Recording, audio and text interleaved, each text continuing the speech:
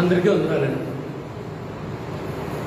తండ్రి దేవుని కృపను బట్టి మరొకసారి ఇలా బైబిల్ తరగతిలో మనం కలుసుకునే అవకాశాన్ని ఇచ్చిన తండ్రి దేవుడికి కృతజ్ఞతలు చెల్లిస్తున్నాను. ఈ శనివారం బైబిల్ తరగతిని ప్రార్థన చేసి మనం ప్రార్థన చేసుకుందాం. మమ్మల్ని ఎంతగానో ప్రేమిస్తున్న పరలోకమందున మా ప్రియ తండ్రి, నాయన మీ ఘనమైన మీ పరిశుద్ధమైన మహిమ కలిగిన నామని స్తుతులు స్తోత్రములు చెల్లిస్తున్నాము. నాయన మా సహోదరులు నాయన మేమందరం కలిసి ఈ విధంగా బైబిల్ తరగతిలో నాయన ఒకరితో ఒకరు కలుసుకొని మీ యొక్క పరిశుద్ధ గ్రంథాన్ని ధ్యానించే అవకాశాన్ని దయచేశారు. మీకు వందనాలు.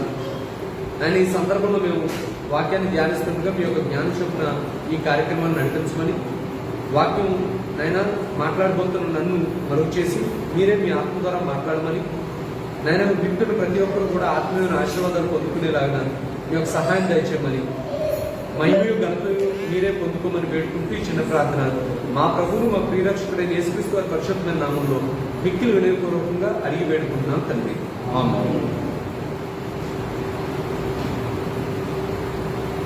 ఈ సమయంలో మనం కొరింథీయులకు అపోస్తలుడైన పౌలు రాసిన మొదటి పత్రిక ధ్యానిస్తున్నాం. ఆ పత్రికలో ఉన్న విషయాన్ని మనం ఈరోజు వివరంగా తెలుసుకోవడానికి ప్రయత్నించాలి.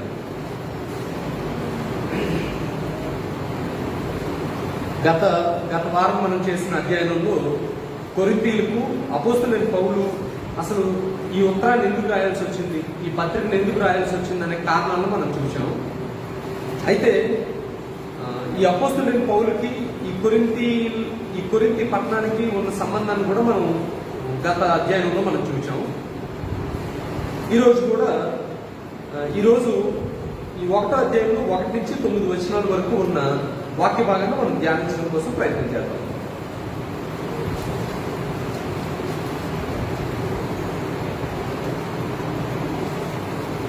కొరింథు, ఆ పట్టణం పేరు ఏంటంటే కొరింథు అనే పట్టణం. ఈ పట్టణానికి సువార్త చేసే విషయంలో, అంటే అపోస్తలుడైన పౌలు సువార్త చేసే విషయంలో ఒక చాలా విచిత్రమైన సందర్భాన్ని ఎదుర్కొన్నాడు. దేవుడు ఏ విధంగా ఈ పట్టణానికి సువార్తను తీసుకొచ్చాడో ఒకసారి మనం చూద్దాం. అపోస్తలుల కార్యాలు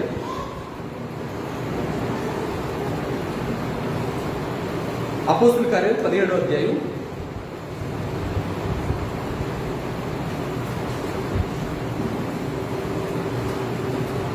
అపోస్తలుల కార్యాలు 18వ అధ్యాయం చదువుతాం. అపోస్తలుల కార్యాలు 17వ అధ్యాయం మనం చూసినట్లయితే అప్పటికి అపోస్తలుడైన పౌలు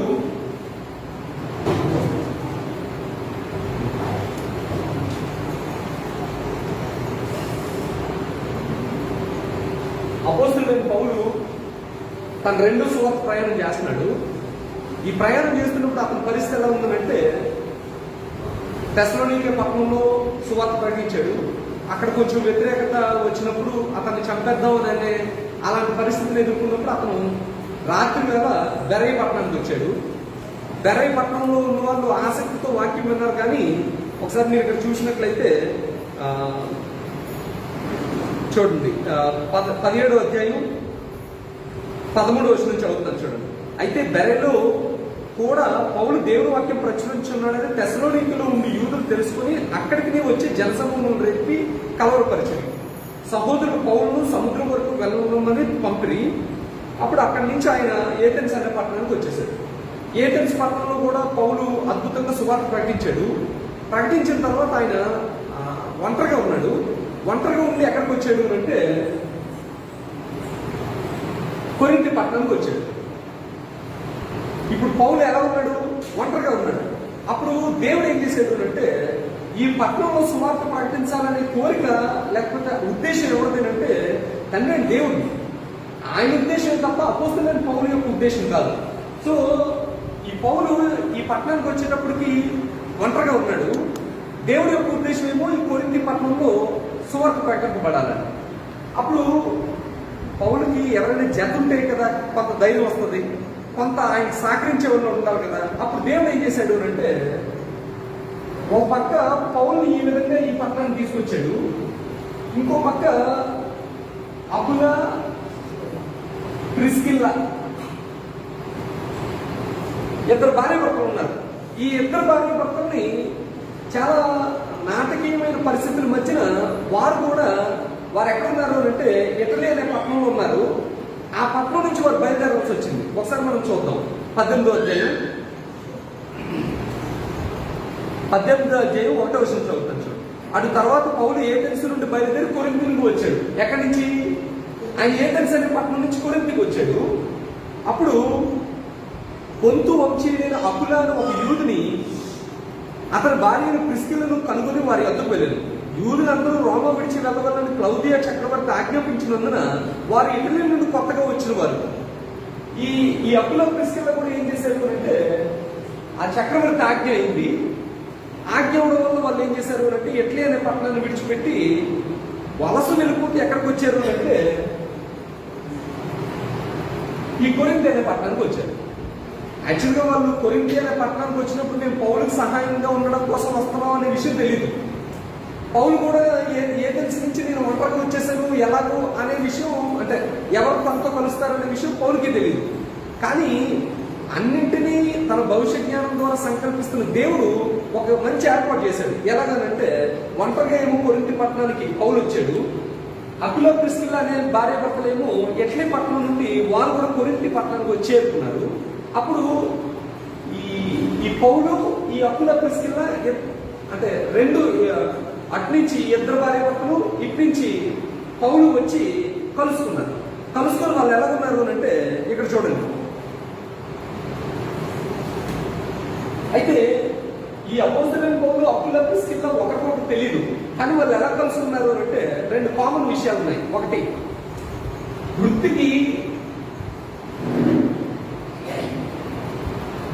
డేరాలు కుట్టువారు. వాళ్ళ వృత్తి ఏంటంటే డేరాలు కుట్టడం. పౌరులకు తెలిసిన వృత్తి ఏంటంటే డేరాలు కుట్టడం.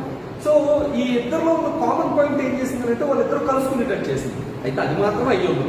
రెండోది ముఖ్యమైనది ఏంటంటే వారు యేసుక్రీస్తును విశ్వసించిన వారు, పౌలు కూడా యేసుక్రీస్తును ప్రకటిస్తున్నవాడు. కాబట్టి వారు కలిసి పనిచేస్తున్నారు.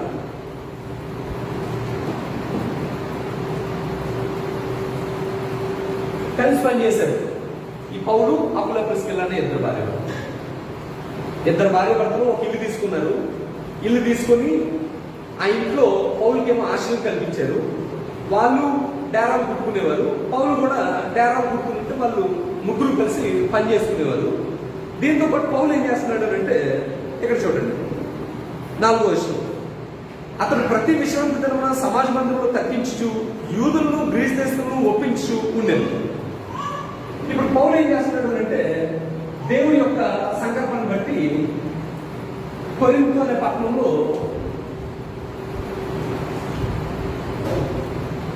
సువార్త చేస్తున్నాడు. మరి భోజనం ఎలాగా, ఆశ్రయం ఎలాగా, లేకపోతే అకామిడేషన్ ఎక్కడ అని అంటే ఇదిగో దేవుడు అకుల ప్రిస్కిల్ల అనే ఇద్దరు భార్య భర్తలను ఏర్పాటు చేశాడు. ఏర్పాటు చేసి పౌలుకు కావలసిన వస్తువులన్నీ ఏర్పాటు చేశాడు. ఇప్పుడు పౌలు ఏం చేస్తున్నాడు అంటే వీరిద్దరు అంటే అకుల ప్రిస్కిల్ల ఇంట్లో బస చేస్తున్నాడు, వారు గుడ్డు తింటున్నాడు, వారితో కలిసి పని చేస్తున్నాడు. సో వార్త ప్రకటిస్తున్నాడు. ఎన్ని నెలలు ప్రకటించాడు అంటే ఇక్కడ 11వ వచనం చూడండి. అతను వారి మధ్య దేవుని వాక్యం బోధించు 1 సంవత్సరం మీద 6 నెలలు అక్కడ నివసించాడు.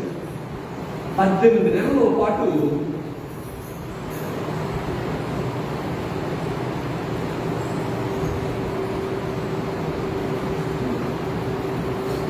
కలిసి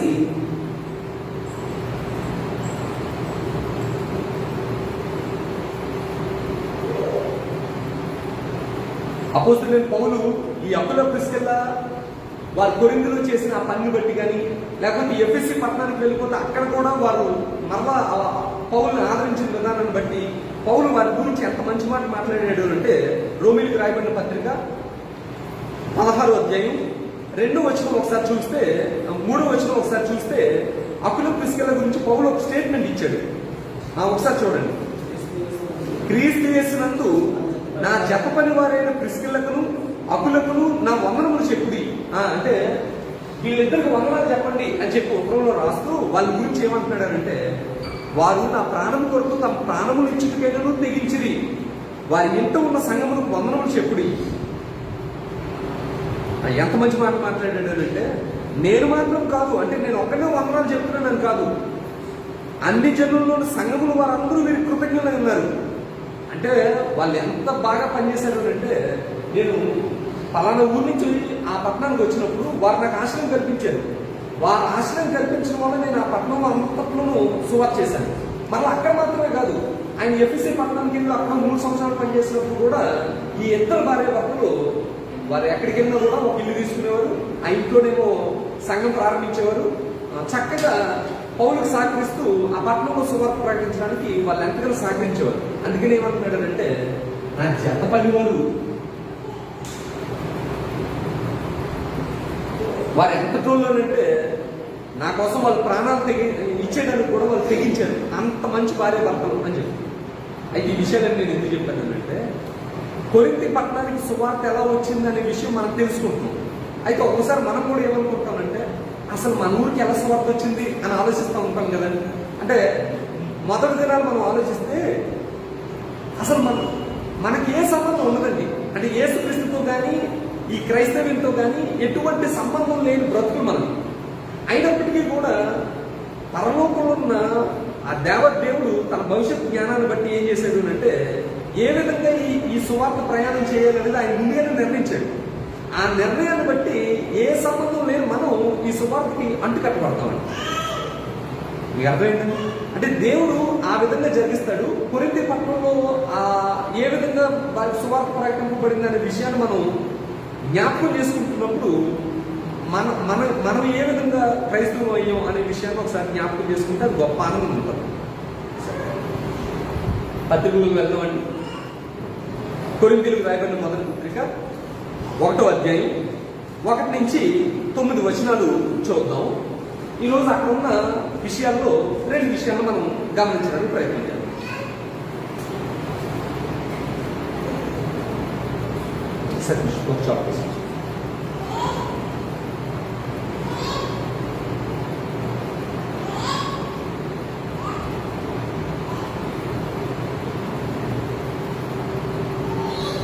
మొదటి అధ్యాయం 1వ వచనాన్ని ఒకసారి మనం చూద్దాం. దేవుని చిత్తము వలన యేసుక్రీస్తు యొక్క అపోస్తలుడిగా ఉన్నట్టు పిలువబడిన పౌలును సహోదరుడైన సోస్తనేసును కొరింథీలో ఉన్న దేవుని సంఘమునకు అనగా క్రీస్తు యేసునందు పరిశుద్ధపరచబడిన వారే పరిశుద్ధులుగా ఉన్నట్టు పిలువబడిన వారందరికీ వారుకును మనకును ప్రభువుగా ఉన్న ప్రభు అయిన యేసుక్రీస్తు నామమున ప్రతి స్థలంలో ప్రార్థించి వారందరికీ శుభమని చెప్పు రాయిది. మన తండ్రి అయిన దేవుని నుండి ప్రభు అయిన యేసుక్రీస్తు నుండి కృపా సమాధానములు మీకు కలుగును గాక. ఈ విషయాలన్నీ మనకి అంటే ఇది నేను చెప్పేస్తున్నాను.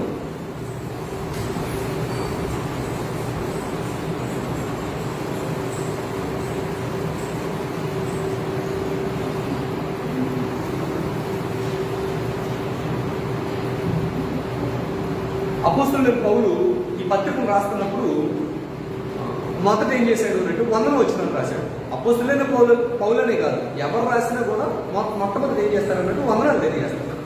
అయితే ఈ పత్రికలోని గొప్పతనం లేకపోతే అపోస్తలుడైన పౌలు యొక్క రచనా శైలిలో గొప్పతనం ఏంటంటే, ఆయన పత్రికలో ఏం చెప్పాలనుకుంటున్నాడు అనేది మొట్టమొదటే ఒక చిన్న హింట్ ద్వారా తెలియజేసేస్తాడు. ఇక్కడ కూడా మొత్తం పత్రికలో ఉన్న విషయం ఏంటంటే ఒక చిన్న 3 వచనాల్లోనే తెలియజేశాడు. ఎలాగో అంటే ఒకసారి ఇక్కడ చూడండి ఏమని రాయబడింది అంటే, ఈ వచనం మనకు కంఠస్థ వచనం కూడా మీలో ఎవరికైనా జ్ఞాపకం ఉందో లేదో, దేవుని చిత్తం వల్ల యేసుక్రీస్తు యొక్క అపోస్తలుడిగా ఉన్నట్టు పిలువబడిన పౌలును సహోదరుడైన సోస్తనేసు ఇద్దరు రాశారు. ఇద్దరు రాయలేదు, యాక్చువల్గా రాసింది ఎవరు అంటే సోస్తనేసు అని ఆయన రాశాడు. చెప్తుంది ముఖ్యమైన రచయిత ఎవరు అంటే పౌలు. ఈ పౌలు ఏమని చెప్తున్నాడు అంటే, ఎవరు రాస్తున్నాడంట, దేవుని సంఘానికి రాస్తున్నాడు అని చెప్పాడు. కొరింథీలో ఉన్న దేవుని సంఘానికి రాస్తున్నాడు. ఇప్పుడు నేను దేవుని సంఘానికి రాస్తున్నాను అని అంటే సరిపోద్ది, కానీ ఆయన ఇంకో మాట కూడా చెప్పాడు. ఏంటంటే దేవుని సంఘం అంటే ఏంటో చెప్పాడు. ఏంటంటే క్రీస్తు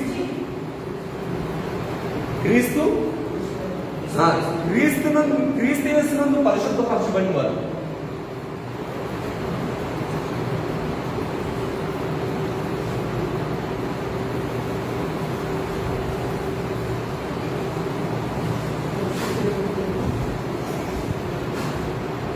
అప్పారావు గారు, సంఘము అనే అర్థం ఏంటంటే క్రీస్తు యేసులో పరిశుద్ధపరచబడిన వారంట.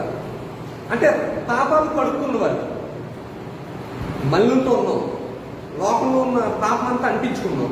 ఇప్పుడు యేసుక్రీస్తు వచ్చి ఏం చేస్తాడు అంటే ఆ పరిశుద్ధపరిచే కార్యక్రమం చేస్తాడు. అయితే అక్కడితో అది ఒక భాగం మాత్రమే. రెండో భాగం ఏంటంటే యేసుక్రీస్తు పరిశుద్ధపరచబడి పరిశుద్ధులుగా ఉన్నట్టు పిలువబడిన వారు. సంఘము అంటే అర్థం ఏంటంటే పరిశుద్ధపరచబడి పరిశుద్ధులుగా ఉండుటకు లేకపోతే జీవించుటకు పిలవబడిన వారు.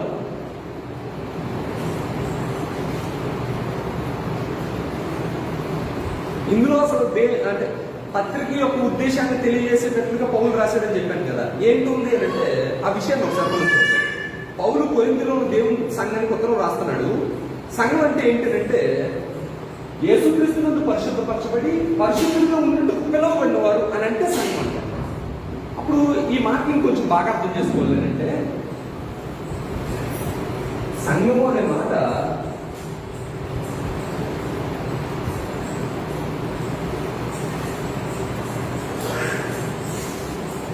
ఈ ఎక్లేషన్ అనే గ్రీక్ పదం నుంచి వచ్చింది. ఎక్లే అంటే అర్థం ఏంటంటే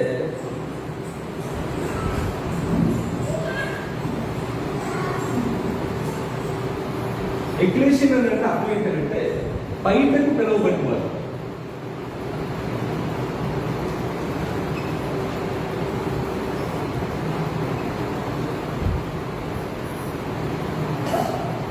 అంటే ఒక చోట్లో ఉన్నవారిని దేవుడు ఏం చేశాడు అంటే సువార్తతో ఇంకో చోట్లోకి పిలిచాడు. సంఘం అంటే అర్థం ఏంటంటే పరిశుద్ధపరచబడి పరిశుద్ధులుగా ఉన్నట్టు పిలువబడ్డారంట. ఎక్కడి నుంచి పిలువబడ్డారు అంటే ఈ సంఘంలో ఉన్న మనుషులందరూ కూడా ముందు ఎక్కడ ఉన్నారు అంటే లోకంలో ఉన్నారు, లేకపోతే చీకట్లో ఉన్నారు, లేకపోతే పాపంలో ఉన్నారు. ఈ మూడు ఒకటేనండి. ఒకటే. లోకంలో ఏముంటుందంటే పాపం ఉంటుంది. పాపాన్ని బైబిల్ ఏమని పిలుస్తుంది అంటే చీకటి అని పిలుస్తుంది. ఇప్పుడు యేసుక్రీస్తు చేసిన పని ఏంటంటే ఈ లోకంలో ఉన్న వాళ్ళందరినీ పరిశుద్ధపరిచి ఎక్కడికి పిలిచాడు అంటే సంఘంలోకి, లేకపోతే దేవుడి రాజ్యంలోకి పిలిచాడు. ఈ లోకంలో ఉన్న వాళ్ళందరినీ చీకట్లో ఉన్న వాళ్ళందరూ ఎక్కడ పిలిచాడు అంటే వెలుగులోకి పిలిచాడు. ఈ పాపంలో ఉన్న వాళ్ళందరినీ ఎక్కడ పిలిచాడు అంటే పరిశుద్ధులు ఉన్నట్టు పిలిచాడు. పరిశుద్ధపరిచి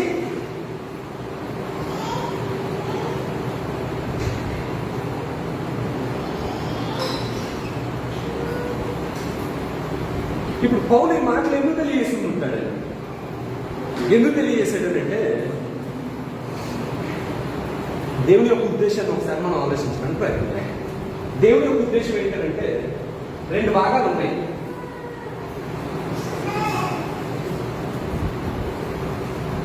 ఇదంతా ఏంటంటే లోకం అంతా దేంతో నిండిపోయింది?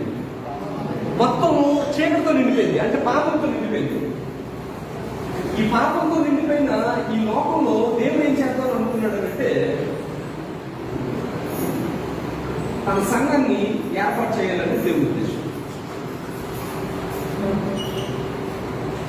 అప్పుడు దేవుడి యొక్క ఉద్దేశం ఏంటంటే ఈ సంఘము ఈ లోకాన్నంతటినీ ప్రభావితం చేయాలనేది దేవుని ఉద్దేశం. ఏం చేయాలనేది ప్రభావితం చేయాలి. అంటే సంఘం ఏం చేయాలి అంటే లోకాన్నంతటినీ ప్రభావితం చేయాలంటండి, లోకాన్నంతటినీ ఇన్ఫ్లుయెన్స్ చేయాలంటండి. తనలో అంటే సంఘం ఏముంటుందంటే వెలుగు ఉంటుంది. ఈ వెలుగంతటితోనే ఆ చీకటిని ఏం చేయాలి అంటే ప్రభావితం చేయాలంటండి. మీరు లోపలికి రండి, చీకటిలో ఉండకండి అని చెప్పి ఈ సంఘం ఏం చేయాలంటే లోకంలో వెలుగుతున్న జ్యోతిలాగా ఉండాలంటండి.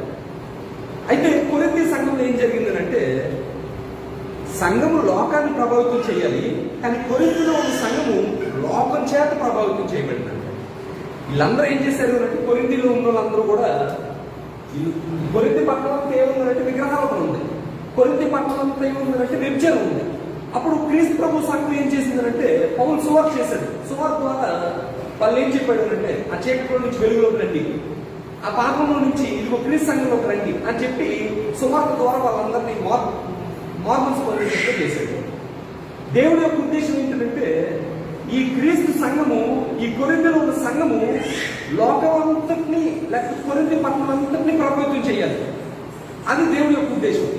కానీ ఇక్కడ ఏం జరుగుతుందంటే రాను రాను ఆ కొరింథీలో ఉన్న సంఘమే లోకం చేత ప్రభావితం చేయబడుతున్నారు. అంటే నేను మీకు సింపుల్గా అర్థమయ్యేటట్టు చెప్తాను. మన కుటుంబం రక్షణ పొందింది, మన మన మన అబ్బాయి రక్షణ పొందాడు.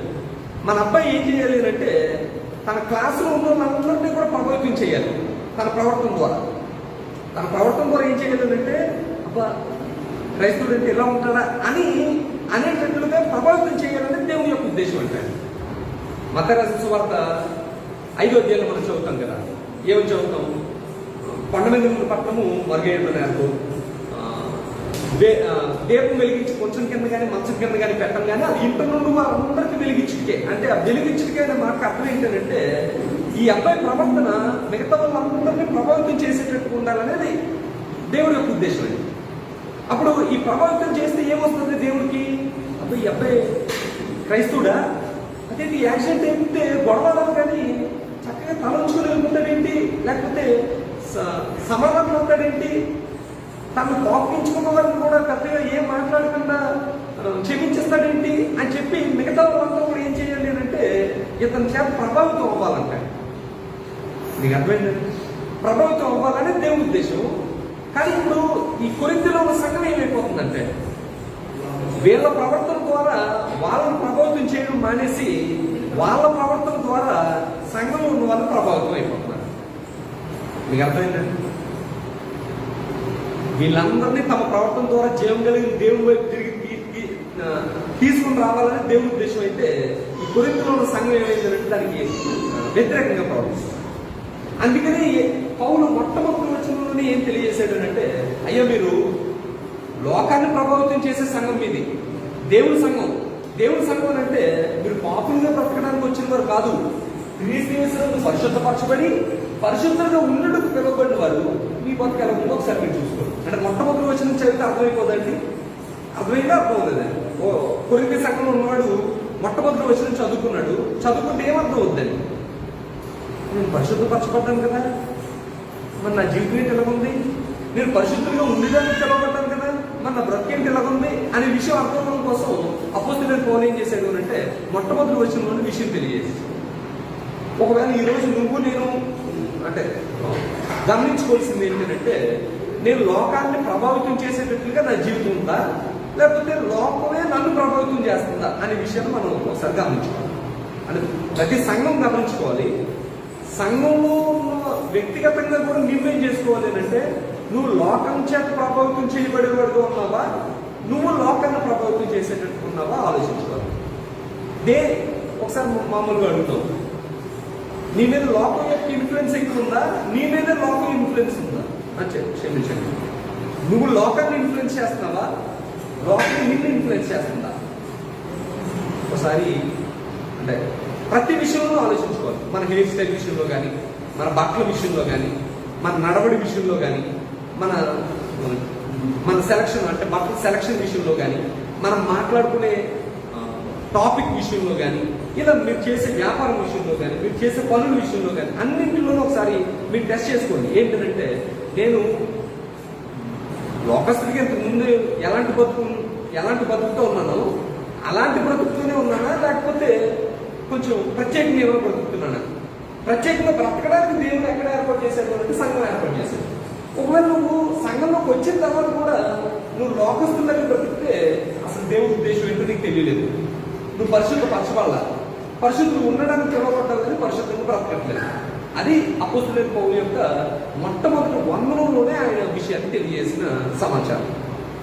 సరే, రెండో విషయాన్ని కూడా మనం తెలుసుకొని ఈ మొదటి తరగతి మనం ముగించుకున్నాం. అంటే కొరింథీయుల పత్రిక మనం ప్రారంభించి పరిచయాన్ని మనం చూసాం, ఉపోద్ఘాతాన్ని కూడా మనం క్రిందటి వారం మనం చూసాం. అయితే పత్రికలోకి వెళ్ళి మనం 1 నుంచి వచనాలను చదువుకునేది ఇదే మొదటి. 1 నుంచి 3 వచనాల్లో ఏముంది అనే విషయాన్ని మనం చూసాం. ఇప్పుడు రెండో అంశాల గురించి మనం చూడడానికి ప్రయత్నం చేద్దాం. అపోస్తలుడైన పౌలు రాస్తున్న ఈ కొరింథీ సంఘం, కొరింథీలో ఉన్న సంఘం కొరింథీ సంఘం అన్న ప్రతిసారి నేను ఒక మాట చెప్తున్నాను ఏంటంటే, అది కొరింథీ సంఘం దాని పేరు కాదు. కొరింథీ అనే పట్టణంలో ఉన్న ఒక సంఘం, క్రీస్తు సంఘం, క్రీస్తు ప్రభు యొక్క సంఘం. ఎందుకంటే ఇలా చెప్పాల్సి వస్తుంది అని అంటే దానికి ఒక కారణం ఉంది. ఏంటంటే, కొరింథీ సంఘం అన్నాం అనుకో, కొంతమంది ఏమనుకుంటున్నారు అంటే కొరింథీ సంఘం అని అనుకుంటున్నారు. అలా అనుకునే కొంతమంది ఏం చేశారు అంటే యెరూషలేం సంఘం అని పేరు పెట్టుకుంటున్నారు, బేతేలు సంఘం అని పేరు పెట్టుకుంటున్నారు. దాని అర్థం వాళ్ళకి తెలియక, సంఘం క్రీస్తుది, ఆ క్రీస్తు ప్రభు సంఘం ఏ ఊర్లో ఉందంటే కొరింథీ అనే ఊర్లో ఉంది. మనం అంతా పలకలేక మనం ఏమంటున్నాం అంటే కొరింథీ సంఘం అని అంటున్నాం. కానీ యాక్చువల్గా కొరింథీ సంఘం కాదు, కొరింథీలో ఉన్న క్రీస్తు సంఘం. అది ఒకవేళ నీకు తెలియలేదు అనుకోండి, రేపు పొద్దున నీ మనవులు ఏం చేస్తారు అంటే దేవరాపల్లి సంఘం అని పెడతారు. దేవరాపల్లిలో ఉన్న క్రీస్తు ప్రభు సంఘం అని పెట్టుకోవాలి. అంతే తప్ప సంఘం క్రీస్తుది, ఒక ఊరితో మనం దాన్ని కలగకూడదు. సరే, అయితే మనం రెండో అంశంలోకి వెళ్దాం. మొదటి అంశం మీ అందరికి అర్థమైంది అనుకుంటున్నాను. 1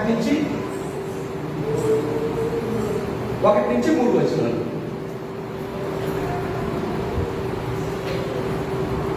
మనం ఇప్పుడు చదవబోతున్న కొరింథీలో ఉన్న సంఘం అందుకున్న మొదటి పత్రిక చదువుతున్నాం. ఈ పత్రికలు అందుకున్న సంఘం అద్భుతమైన సంఘమా, లేకపోతే అనేకమైన లోపాలు కలిగిన సంఘం? ఎన్ని లోపాలు కలిగిన సంఘం అండి? చాలా లోపాలు కలిగిన సంఘం అండి. ఉదాహరణకు కలహాలు ఉన్నాయి, విగ్రహారాధన, వ్యభిచారం ఉంది, ఒకరి మీద ఒకరు కోర్టుకు వెళ్ళే అలాంటి మనస్తత్వం కలిగిన వాళ్ళు, ప్రభువును సరిగ్గా చేయలేని వాళ్ళు, సంఘంలో స్త్రీలు ఎలా ఉన్నారో తెలియని సంఘం, వరాలు కృపవరాలను ఎలా ఉపయోగించాలో తెలియని సంఘం, ప్రేమ లేని సంఘం, పునరుత్థానం గురించి తెలియని సంఘం, చందాల గురించి తెలియని సంఘం. అంటే ఇలా మనం చెప్పుకుంటూ పోతే ఈ సంఘంలో ఎన్ని సమస్యలు ఉన్నాయి? ఎన్నో సమస్యలు ఉన్నాయి. అప్పుడు అలాంటి సంఘానికి ఉత్తరం రాస్తున్నప్పుడు ఎలా రాయాలండి? అంటే అపోస్తలుడైన పౌలు ప్రారంభిస్తున్న ఈ పత్రిక ఎలాంటి సంఘానికి వెళ్తుంది అంటే అద్భుతమైన సంఘానికి కాదు, అనేకమైన లోపాలు కలిగిన సంఘానికి వెళ్తుంది. కానీ అపోస్తలుడైన పౌలు వారిని చక్కదిద్దుతున్నప్పుడు ఆయన అనుసరించిన ఒక పద్ధతిని మనం చూస్తే మనం ఎలా నడుచుకోవాలి అనే విషయం మనకు అర్థమవుతుంది. మనం కూడా అనేకమైన లోపాలు ఉన్నోళ్ళని, మనం లోపాలు కలిగిన వాళ్ళనే. ఒక మంచి మాట చెప్పాడండి ఒక ఆయన మొన్న విన్నాను. మన నోరు బాగా కప్పు పడుతుంది అనుకోండి, బాగా అంటే కొంతమంది నోరు బాగా దుర్వాసన వస్తుంది కదా. ఈ దుర్వాసన ఈ ముక్కుకి ఈ నోటికి ఎంత దూరం ఉందండి? చాలా దగ్గర కదండి. అయినప్పటికీ కూడా ఈ ముక్కు తెలియదు అంటాడు. కానీ ఇంకొకటి ఎవరైనా వాసన వస్తుందంటే మాత్రం ఈ ముక్కు బాగా తెలుస్తుంది అని తెలుస్తుందో తెలియదు. మనలో ఉన్న లోపాలని మనం ఎప్పుడు కూడా మనం పరిశీలించుకోమంటాయి.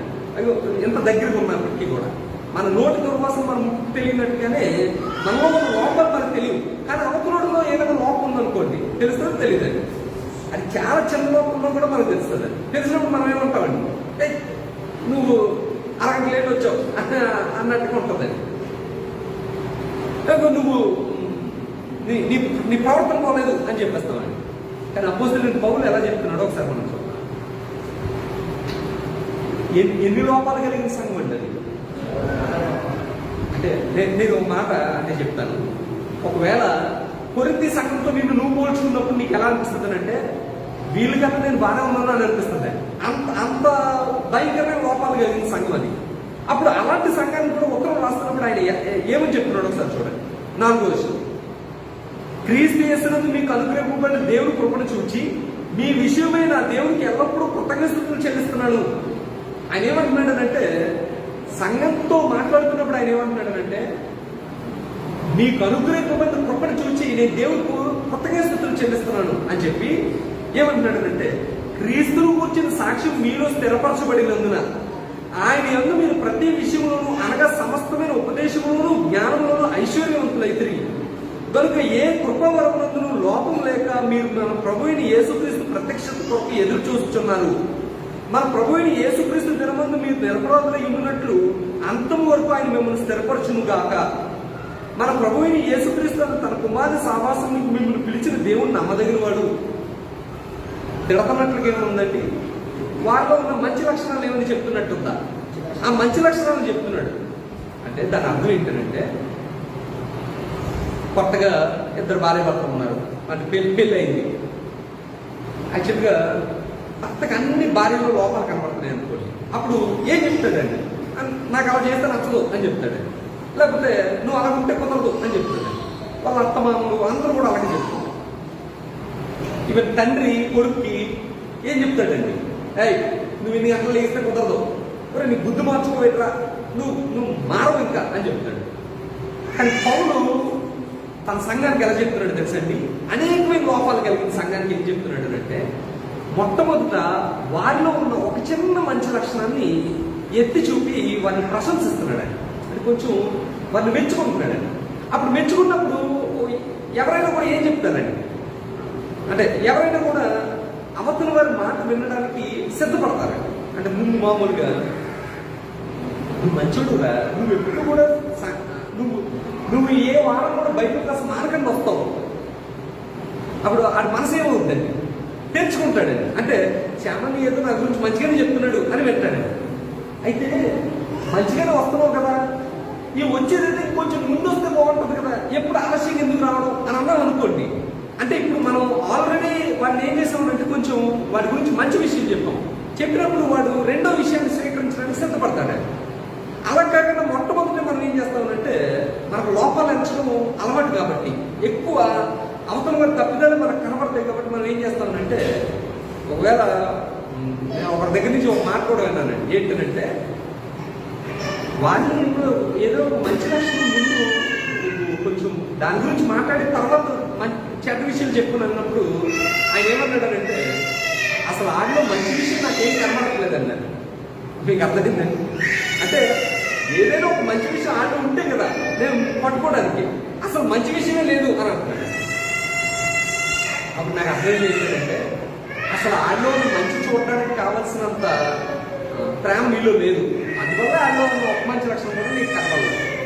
కానీ ఒక మాట మాత్రం జ్ఞాపకం చేసుకోండి, ఓ తండ్రి అయినా, ఓ భర్త అయినా, లేకపోతే అత్తమామైనా, లేకపోతే మరింకెవరైనా కూడా, సంఘంలో ఉన్న బోధకుడైనా, సంఘంలో ఉన్న వారిని మొట్టమొదట కొంత ప్రేమతో వారిని ఆదరించి వారిలో ఉన్న మంచి లక్షణాలను ప్రోత్సహించినట్లయితే వాడు తర్వాత లోపాలు చెప్పి సరిదిద్దుకోమన్నప్పుడు కూడా వాడు సరిదిద్దుకోవడానికి ముందుకు వస్తాడు. మీకు అర్థమైందా లేదా? అంటే భార్య టీ సరిగ్గా పెట్టట్లేదు, అప్పుడు భర్త ఏం చెప్పాలంటే, యాక్చువల్గా నాకు టీ ఉండాలమ్మా, టీ లేకపోతే కుదరదు, నువ్వు బాగానే పెడతావు కానీ ఇంకొంచెం బాగా పెడితే ఇంకా బాగుంటుంది. అంటే ఆమెని చులకన చేసి ఆమెలో ఉన్న లోపాన్ని చెప్పి కించపరిచేటట్లుగా కాకుండా ప్రోత్సహించేటట్లుగా మాట్లాడితే భార్య భర్తల సహవాసం బాగుంటుంది, అంటే అనుబంధం బాగుంటుంది. ఇక్కడ పౌలు కూడా ఒక సంఘానికి ఉత్తరం రాస్తున్నప్పుడు ఏం చెప్తున్నాడు అంటే, వాటిలో ఉన్న ఒక మంచి లక్షణాన్ని ఏదో చెప్తున్నాడు. అంటే చెప్పమన్నాం కదా అని మనలో చాలా మంది ఏమనుకుంటారు అంటే అబద్ధాలు చెప్పడానికి ప్రయత్నం చేస్తాను. అంటే సతీష్లో నిజంగా మంచి లక్షణం లేదు, అయినప్పటికీ కూడా ఇప్పుడు నువ్వు చాలా బాగుంటావు రా అంటే నాకు ఉదాహరణ తక్కువ చెప్పాను. అంటే వాళ్ళలో లక్షణం లేదు అది, అయినప్పటికీ కూడా నువ్వు సూపర్ అని అన్నాను అనుకోండి, అది నేను అబద్ధం ఆడకూడదు. వాళ్ళు మంచి లక్షణమే చెప్పాలి, కొంచెం మంచిగా వాళ్ళని ప్రోత్సహిస్తున్నట్టు చెప్పాలి.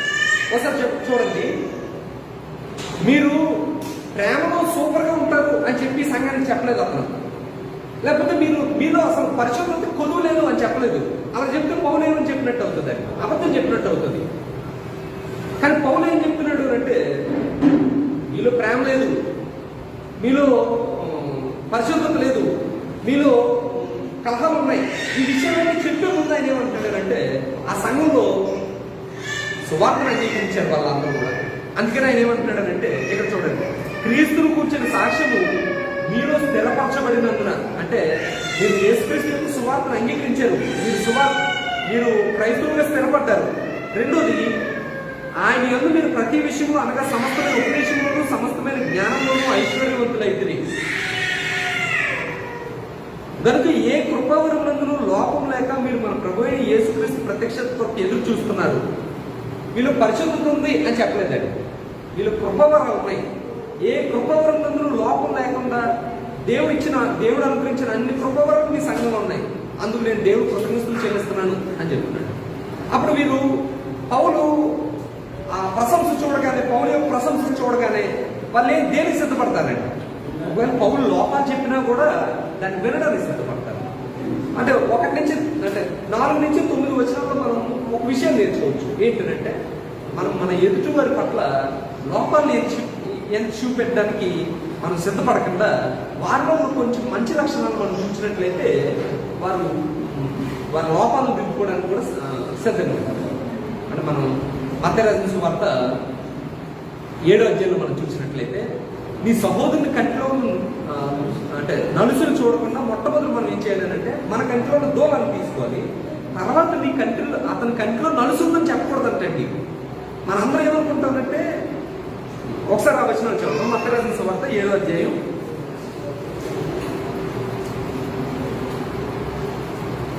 3వ వచనం నుంచి 5వ వచనం వరకు ఒకసారి చూస్తే, నీ కంటిలో ఉన్న దూలం నచ్చగా నీ సహోదరుని కంటిలో ఉన్న నలుసును చూచితేయాలా? నీ కంటిలో దూరం ఉండగా నీవు నీ సహోదరుని చూచి నీ కంటిలో ఉన్న నలుసును తీసివేయనిమ్మని చెప్పనేలా?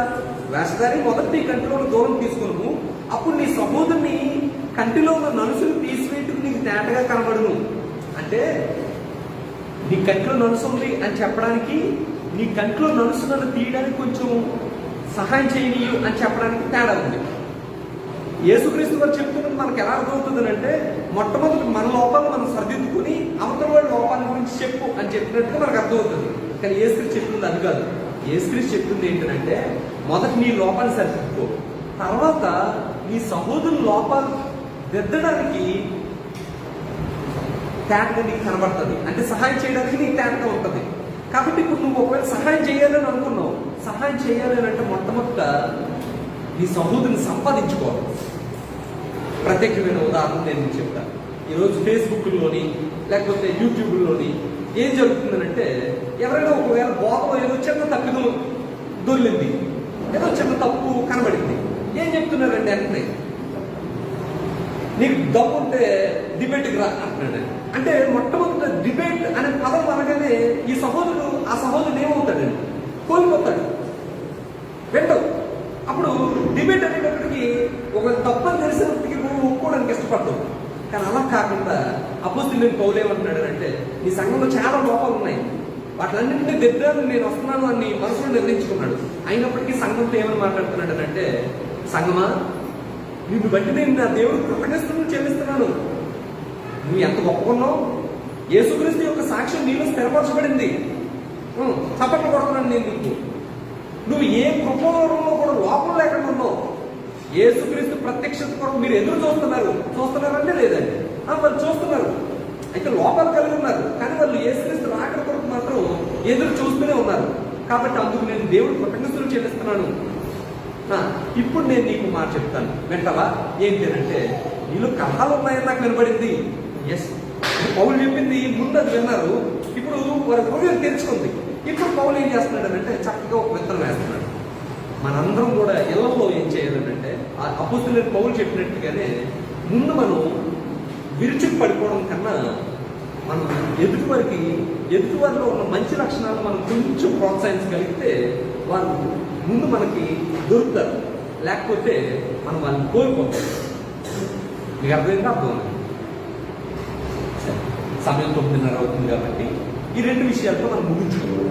అంటే మిగతా విషయాలు కొంచెం కూలంకషంగా మనం చర్చించుకోవడానికి అవకాశం. మరలా నేను ఒక మాట చెప్పి ముగిస్తాను. మనం వచనం తర్వాత వచనం చదువుకునే కార్యక్రమం చేయట్లేదు.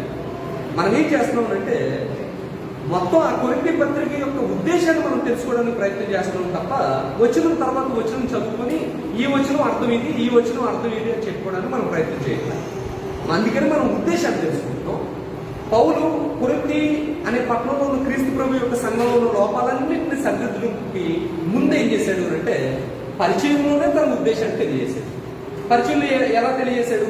ఇదిగో పరిశుద్ధులు ఉండడానికి పిలువబడ్డారు, మీరు పరిశుద్ధపరచబడ్డారు, పరిశుద్ధులు ఉండడానికి పిలువబడ్డారు. అయితే మీరు అలాగే ఉన్నారా లేరా అనే విషయాన్ని వారికే వదిలిపెట్టేశాడు. తర్వాత రెండోది ఏం చేస్తున్నాడు అంటే, లోపాలను తెలియజేసే ముందు వారిలో ఉన్న మంచి లక్షణాలను కొంచెం వారికి తెలియజేసి వారిని ప్రోత్సహించే కార్యక్రమం చేస్తున్నాడు. అయితే ఈ రెండు విషయాల నుంచి మనం నేర్చుకోవాల్సింది ఏంటంటే, నేను లోకాన్ని ప్రభావితం చేసే జీవితాన్ని కలిగి ఉన్నానా, లేకపోతే నా జీవితంలో లోకం చేత ప్రభావితం చేయబడుతుందా? నేను చాలాసార్లు అంటుంటాను కదా, మన స్టేటస్ కానీ, నేను మీకు కూడా చాలాసార్లు చెప్పినట్టు మొట్టమొదటి దినాల్లో ఏం చేసేవాడు అంటే స్టేటస్ని ఏదో లోకానికి సంబంధించినట్లుగా పెట్టేవాడు. పెడుతున్నప్పుడు నేనేమని ఉన్నానంటే, తమ్ముడు ఇది లోకాన్ని ప్రభావితం చేసేటట్టుగా నిన్ను లోకం ప్రభావితం చేసిందా అని అడిగాను. వెంటనే ఒక నిమిషంలో వెంటనే స్టేటస్ మార్చేవాడు అనమాట. మార్చి లేక స్టేటస్ తీసేసేవాడు. అప్పుడు అంటే ఎవరు గుర్తు చేయాలన్నమాట. తప్పలేదు, లోకం కలిగి ఉండడం తప్పు కాదు, కానీ జ్ఞాపకం ఉంచుకోండి, అన్ని ప్రొఫైల్ పిక్ ఏదో పెట్టినా చెప్తాడు, లేకపోతే స్టేటస్ ఏదో పెట్టినా చెప్తాడు, లేకపోతే ఈ హెయిర్ స్టైల్ ఎలా చేసినా చెప్తాడు అని అన్నప్పుడు నేను చెప్పే విషయం ఏంటంటే, లోకాన్ని ప్రభావితం చేయడానికి నిన్ను ఎంచుకున్నాడు.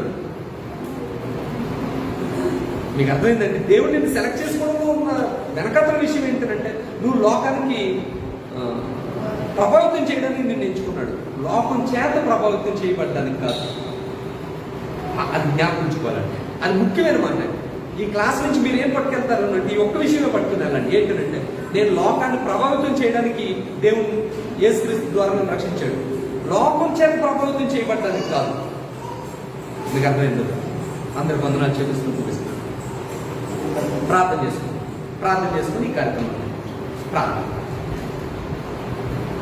మమ్మల్ని ఎంతగానో ప్రేమిస్తున్న పరలోకమందు మా ప్రియ తండ్రి, నేను మీ ఘనమైన మీ పరిశుద్ధమైన మైండ్ కలిగిన నామమున స్తుతులు స్తోత్రములు చెల్లిస్తున్నాను. నాయన మా సహోదరులందరితో కలిసి నాయన కొరింథీయులకు అపోస్తలుడైన పౌలు రాసిన మొదటి పత్రికను చదువుకునే అవకాశాన్ని దయచేశారు, మీకు వందనాలు. నాయన ఈరోజు నాయన ఆ పత్రికను చదువుకుంటున్న మేము నాయన అనేకమైన విషయాలు నేర్చుకునే అవకాశాన్ని దయచేశారు, మీకు వందనాలు తండ్రి. మీ గొప్ప ఏర్పాటు, మీ గొప్ప సంకల్పం మా ఎల్ల ఏమై ఉందనే విషయాన్ని మేము ఎరిగి ఉన్నాం తండ్రి. లోకాన్ని ప్రభావితం చేసేటట్లుగా, లోకంలో జ్యోతులుగా వెలిగేటట్లుగా మమ్మల్ని ఎన్నుకున్నారు. సంఘం ఈ లోకాన్ని ప్రభావితం చేసేటట్లుగా ఉండాలని మీరు కోరుకున్నారు తండ్రి. అయితే అనేకమైన సార్లు మేము లోకం చేత ప్రభావితం చేయబడుతున్నాం నాయన. వారి ఆచారాలతోనూ వారి యొక్క సాంప్రదాయాలతోనూ మేము అనేకమైన సార్లు ప్రభావితం అయిపోయాం తండ్రి. మమ్మల్ని క్షమించండి నాయన. మా జీవితం మీరు ఏ విధంగా కోరుకున్నారో ఆ విధమైన జీవితాన్ని మీరు కలిగి ఉండేలాగా మమ్మల్ని దీవించి ఆశీర్వదించండి. ఈరోజు తరగతికి హాజరైన ప్రతి ఒక్కరిని దీవించి ఆశీర్వదించండి. నేను ఆన్లైన్లో వాక్యాన్ని వింటున్న వారిని కూడా దీవించి ఆశీర్వదించమని, ఈ రాత్రంతా మీ దీవెనలు ఉంచమని వేడుకుంటున్నాం తండ్రి. మీ చిత్తమైతే మాకు మరొక దినాన్ని అనుగ్రహిస్తే మేము మా ప్రభు దినంలో మేము ప్రవేశించి మిమ్మల్ని ఆత్మతోనూ సత్యంతోనూ ఆరాధించగలిగే గొప్ప భాగ్యాన్ని మాకు దయచేయండి. మా సహోదరులందరినీ ఈ దినపు దీవులతో మీరు దీవించి ఆశీర్వదించమని వేడుకుంటూ సుఖమైన నిద్రను దయచేయమని ఈ చిన్న ప్రార్థన మా ప్రభువును మా ప్రియరక్షకుడైన యేసుక్రీస్తు వారి పరిశుద్ధమైన నామంలో మిక్కిల వినయపూర్వకంగా అడిగి వేడుకుంటున్నాం తండ్రి. అవునండి, అందరికీ వందనాలు.